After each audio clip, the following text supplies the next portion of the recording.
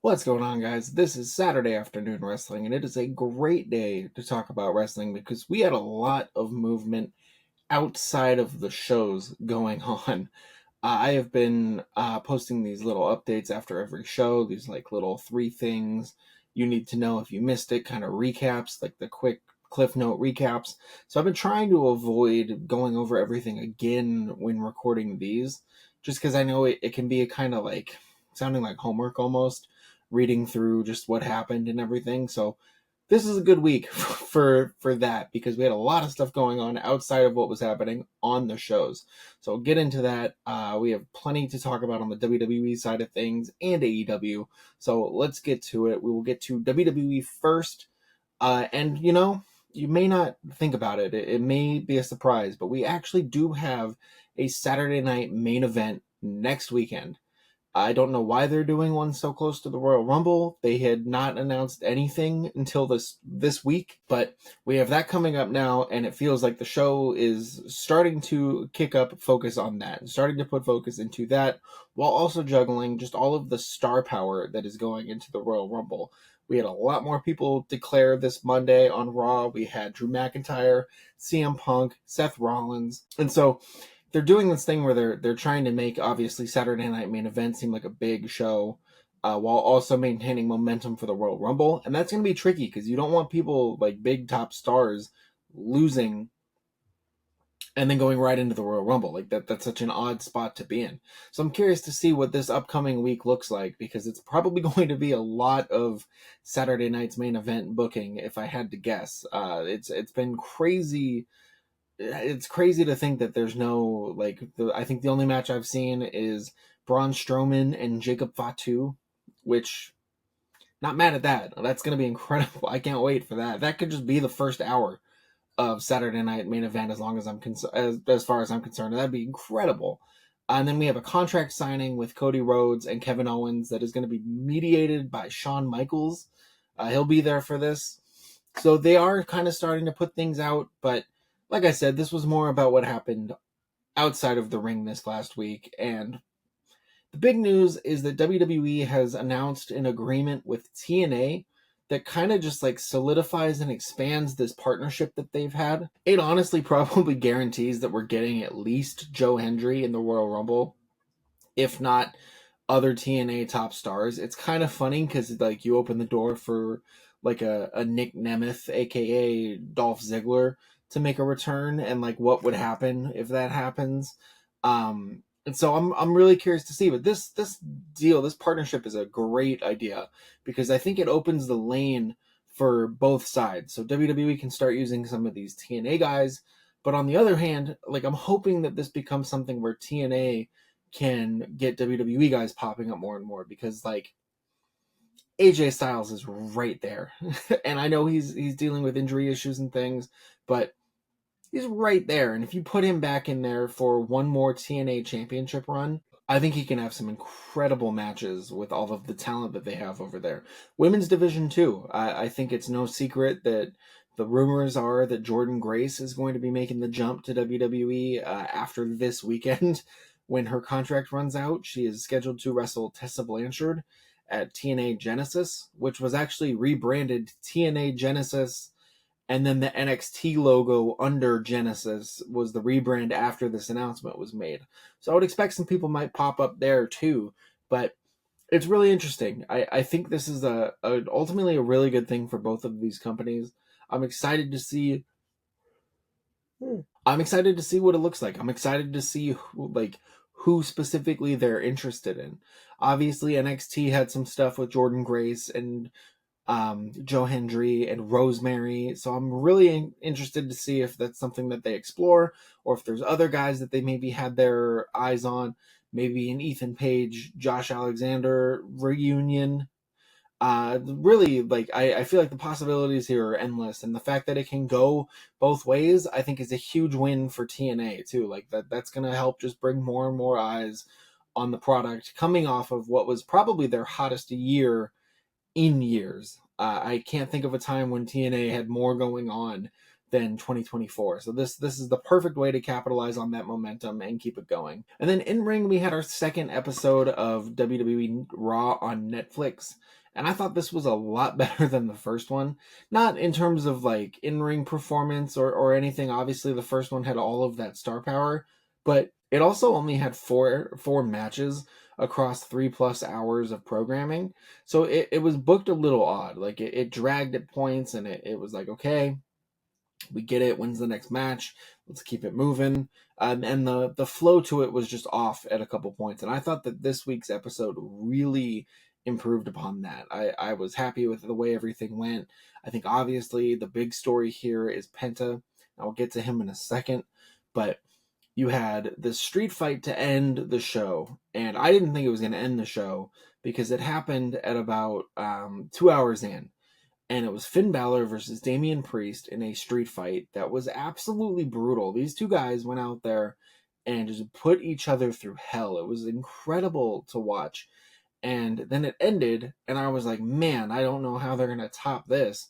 And then the credits rolled, like the little credit that pops up now rolled, and it cut out. And I was like, oh, it was only 2.5 hours. And then the next day, obviously, people were like, why was it only 2.5 hours when, one of the big points of this Netflix thing is it can just be on for as long as possible. And Triple H kind of talked about that. He said, they envisioned 2.5 or so hours as like the sweet spot for the show to be.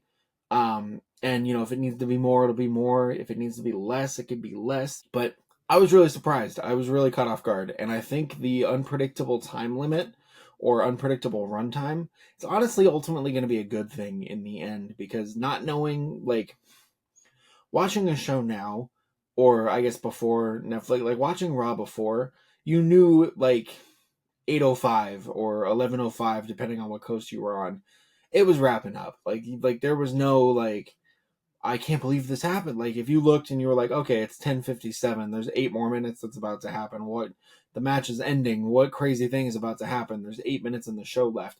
I feel like this Netflix thing and the inconsistent, unstructured time is going to be a benefit for them, because that's going to get rid of that. I think there's a lot more opportunity to surprise audiences, and I think there's a lot more opportunity to really make something impactful. Like someone loses, the whole arena's stunned, and then the show just cuts off at 2 hours and 20 minutes or 2:40 or whatever it might be. Like I think that's a smart thing to have. It's a good thing to have in their back pocket for sure, for storytelling purposes. It's weird still. It's going to be weird if it keeps ending at 2.5 hours. And like obviously this is like first world problems when it comes to wrestling, but it's such an interesting thing because I'm so used to the 3-hour Monday Night Raw now at this point. But like I said, first world problem, and as long as the presentation is good, the matches are good, and the storytelling is sharp, I don't really care how long it goes. It could be an hour if it's a great hour. And then the other big story coming out of Raw, of course, is the debut of Penta, who made his long-anticipated, Michael Cole called it the worst kept secret in wrestling debut. And he looked like $1,000,000. They had the Penta merch online Monday morning before he had even wrestled. They had the merch online. They had the replica masks online. That dude is going to get such a big merch check. And the presentation was amazing. He came out and had a great match with Chad Gable, and then afterwards cut this promo that had the crowd going crazy. He was going Spanish and English, and the crowd was going insane for him. He was so over. It's a great moment where his family was in the front row, his daughter's crying, looking at him. Like, it was really cool. It was a really good moment, and it felt like it was a little bit of nerves early on, and the two guys kind of like mistimed a couple things, but then once they got rolling, like, it was a great showcase for Penta. It was a great example of who he is and what he's about. The entrance was incredible. You had the flames. You had everything going on. You had the crowd knowing the Zero Miedo chants. Like it was perfect. And I'm really interested to see what he looks like on this roster week to week, because I don't think they're gonna just make him like this type of like special attraction. I can't see them slotting him right to like main event trying to compete for the WWE title. But I also can't see him feuding with like Karrion Kross and his group. So I'm really interested to see where on the card he's going to land and like what type of rivalries he's going to have. And Penta, was actually a big story for the AEW side of things as well, because after Penta's debut, there was a ton of reports that multiple AEW stars were like looking at how Penta was treated and presented by WWE, and like that was their like, you know, might be time for us to go now when our contract's up. We might not re-sign here in AEW. And there were no names put to that, but I think we can all guess that it was probably some combination of Ricky Starks, Miro, and Malachi Black. Oh, and Ray Phoenix, of course. Ray Phoenix with an incredible Instagram post on Friday night, Saturday morning of himself in a straitjacket, kind of commenting on the situation with him in AEW. If you don't know, here's the like 2 sentence version. He got hurt. After he got hurt, him and Penta were telling everyone how they were going to WWE and they had this sick deal lined up and it was going to be amazing. And then AEW and Tony Khan said, "Oh, we're going to add a year to your contract for that time you missed with injury now because you told everyone you're leaving." And it's been this huge thing back and forth. But this weekend, AEW took Ray Phoenix's merch off of the site, so you cannot get Ray Phoenix merch right now off of AEW's website, which means there are no merch residuals going to Ray Phoenix through AEW right now. And he posted a picture of himself in a straitjacket, kind of referencing the situation and being like, it's out of his control. He can't do anything. Kind of feels like it's maybe like he did it in the first place to himself with all of the like talking backstage like about the competition and how how better off you were gonna be leaving. But it's just such an odd thing. It's such a weird spot to be in now, like when you want to see wrestlers succeed and perform and be able to maximize their time in the ring and their earning potential, like to be honest, like to not to put it that way, but these guys only have so long that they can perform at that high level. So for him to be just sitting collecting checks, have his merch taken off the site, and then watch Penta come out and have this incredible debut match, it's got to be tough. I'm sure it's a huge disappointment to be just kind of stuck. And then the other star who really had rumors around was Malachi Black, who it's been rumored the last couple of weeks as AEW has kind of moved towards telling the rest of the House of Black how good they are without Malachi Black. There have been different wrestlers telling them like, we know you're the goods, we know how good you are, you guys don't need a leader, you guys could do everything on your own, you're okay. And really pushing that heavy. I guess Brody King recently this week filed for a trademark for the name Hounds of Hell or Hounds from Hell. I cannot remember one of those two though, and I don't know if that's going to be their new group or what it's going to be. But of course, as soon as the rumors about Malachi Black having appeared for the last time on AEW TV, and like that's what the point of all of these backstage segments and promos were, putting over Brody King and Buddy Matthews and Julia Hart, the story started coming out about how Malachi actually wasn't good to work with. He didn't want to put anyone over. He didn't click with Tony Khan and build a good rapport. All of the things you would expect to hear about someone like that's that's leaving a company, so that company is going to start, putting the quotes out. So take all of that with a grain of salt. I don't know. I don't know what to think with stuff like that. I'm not there working with people every day. Like I can't speak to that, but I would just say take anything with a grain of salt because in wrestling, it's kind of like reputation's kind of all you have. And so it feels like that's all they can do is come out and be like, yeah, well, he wasn't that great. It wasn't that big for us. And so kind of playing the only hand that they have. And I have no idea what his contract situation looks like as well. But I would assume we're probably not going to see him at the Royal Rumble. That's probably a little too soon, but hopefully, like mid to end February, March, somewhere before WrestleMania, we can start to get some sort of clarity. Even if it's not till after WrestleMania that he pops up in WWE, which is is just speculation, but it's probably I don't know where else he would go. Really, Triple H running creative in WWE now, like it feels like a pretty safe place for him to go land. And it's a shame because the House of Black is a group that I love watching. I think everything they did was so interesting and unique, and I loved the storytelling that those guys had. And Malachi is one of those dudes that's just so interesting to watch. And so it's a shame that it feels like they never really got, like, they never really were used what they could have been used for, I guess is the way I want to say it. Like, there was that whole time period where Malachi Black just didn't have a singles match on AEW TV. Like, everything he had was either a tag or a trios, and that's totally fine. I love watching him wrestle with those guys. They're one of the better trios on the roster. But it felt like it felt disappointing to see that be like his ceiling. That was all that they thought that he was going to be doing. Or maybe it was, he's non-committal, and they didn't want to go full in on him without any sort of guarantee that he would actually stay there. So who knows? Like, it gets so messy when you go back and forth on things like that. So it's probably better to just leave it be and let things sort as they may, and we'll see what happens. But it is something that was all over the headlines. If you're seeing it everywhere and you weren't sure what it was, that's what was going on.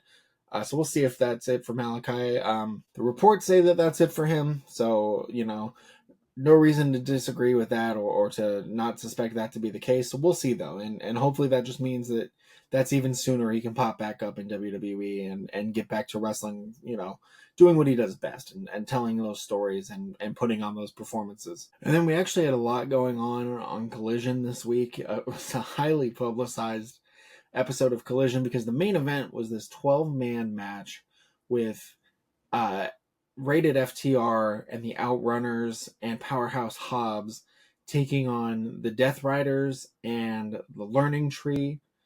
And if you've been following this Death Rider story at all, the whole point of it is that AEW is bad as it is and needs to be burnt down and rebuilt.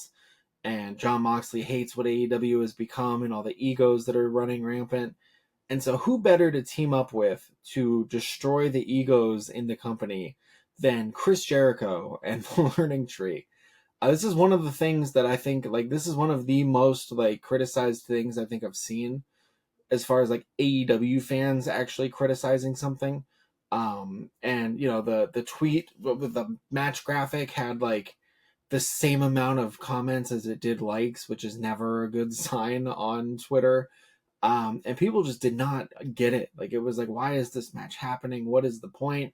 Maybe there's a swerve coming where, the Death Riders take out the Learning Tree and do it themselves, or what?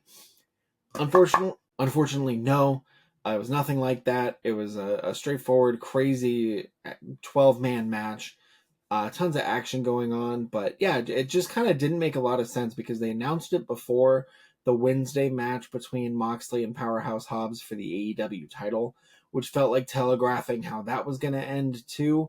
And it felt like there was room to pivot based on how negative the fan reaction was. And they just kind of never did it. There was a couple attempts throughout the show to explain why this was happening, but they probably would have been better off trying to find a way to pivot out of that. Really, though, the two things that I think come out of Collision as the main topics are the Acclaimed is no more. Looks like Anthony Bowens and Billy Gunn are going on their own, splitting from Max Caster. There was a promo tonight where Anthony Bowens flipped off Max Caster, called him all sorts of bad things, called him an edgelord. I didn't think edgelord was still being thrown around now. But called him an edgelord, which is pretty funny because, like, if you follow or see him online, Max Caster, that is, like, it's not the worst description, but that is crazy when you think about how over the Acclaimed was, like, 2 years ago, to now they're splitting up and fans could not be happier that they're splitting up. It's crazy how this industry works. It's crazy how fast things can shift like that. And Bowens, I really like. I think he's got so much potential to basically do, as far as they'll push him, I think he'll go. Like, the sky is the limit for him as long as they get behind him and let him do his thing. He's incredibly charismatic and he's incredibly talented in the ring. He's a good ambassador for the company outside as well. I always see him doing appearances and things. So I really have a lot of high hopes for this Anthony Bowens singles run because it's something that could have happened, honestly, anytime over the last 2 years, and it would not have felt out of place. And then finally, Christopher Daniels and Adam Page had a Texas Death Match to kick off the show tonight that is apparently going to serve as Christopher Daniels' last in-ring match. This was his retirement match. It was a good, bloody match. It was a crazy way to kick off the show. And he looked great. I think he could probably still go if he wanted to. He settled into this authority role really nicely, but this was such a good send-off. Hangman Adam Page obviously picks up the win, starts to leave, and then comes back into the ring and puts Christopher Daniels down with his own finisher, and then leaves. And I don't know if that's him taking the finisher and saying, like, I'm going to use this as a finisher now, or just adding insult to injury for Daniels' last match. But it was an incredible move. Hangman is such a villain right now. Like, kind of feels like, I don't know. I don't want to get into the Death Riders thing again, but he feels like a compelling villain that it would be worth having the title on, or having involved in these main event storylines, because everything he does is so compelling to me. And I think he's just consistently one of those guys who can do anything with anything that he's given. In this Death Rider storyline, like, I did not want to bring it up and go super long on it again, but I was thinking about Kenny Omega had his return match on AEW television this week, wrestling Brian Cage on Dynamite. It was a lot of fun. It was kind of like, felt like a tune-up match for him more than it was anything else, like a substantial rivalry match or a pivotal moment. And that kind of disappointing. It's disappointing to Brian Cage, who spoke so much about what it meant to him to be even getting this match, and how long he had been waiting and working towards it. And then also, like, okay, I don't want to get super into this, but Kenny Omega feels like the perfect person that should be laid out for this Death Rider storyline.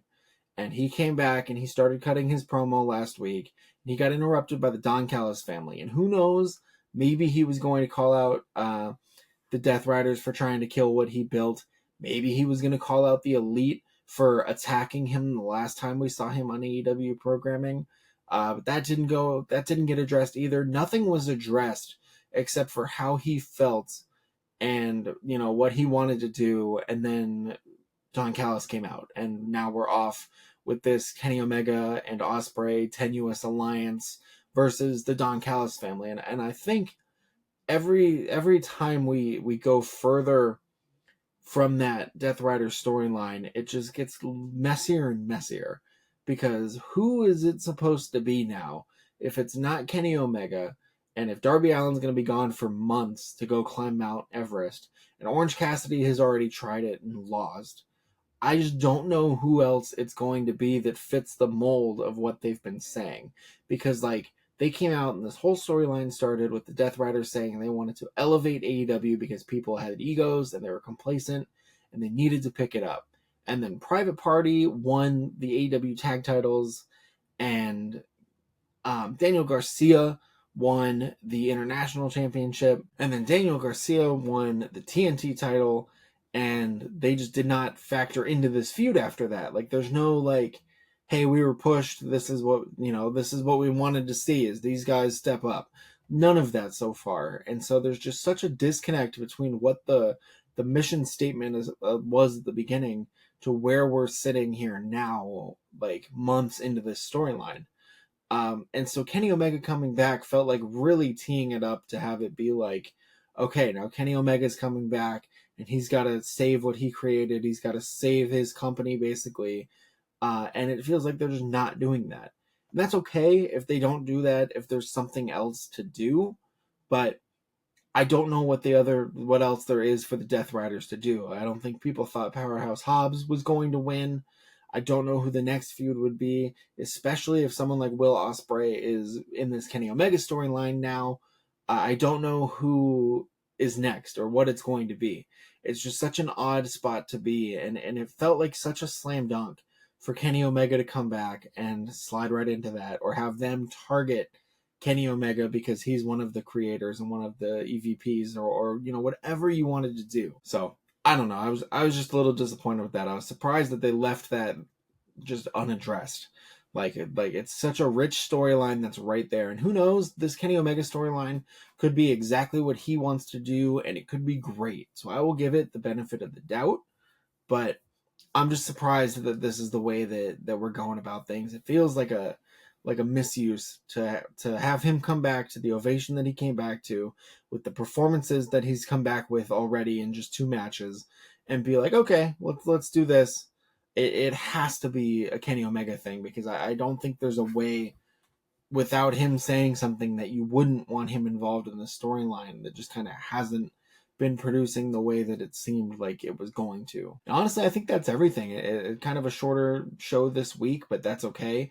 I think that was everything I wanted. It's everything on my little note list. But if I missed anything, please always feel free to hop into the comments if you're watching on YouTube, or you can email if you would prefer, or if you're listening. Please email in any thoughts, anything I missed, or your favorite things from the week, stories that are interesting that need to be checked out, anything like that at all. Please don't hesitate. I appreciate hearing from anyone and everyone. It never gets old. So please feel free. I hope everyone had a good weekend. TNA Genesis this week, or is happening tonight, I should say. I'm recording this late Saturday night, so Sunday TNA Genesis will have happened, and then we'll be off and running with another week. So be on the lookout for more stuff. You can always follow Saturday Afternoon Wrestling, YouTube, anywhere you get your podcasts. Maybe not TikTok if that's not coming back. Who knows? So make sure you follow the YouTube, social media, everywhere, just to stay up to date, just in case. So appreciate everyone watching, listening, hanging out. Hope everyone has a good week, and I will talk to you soon.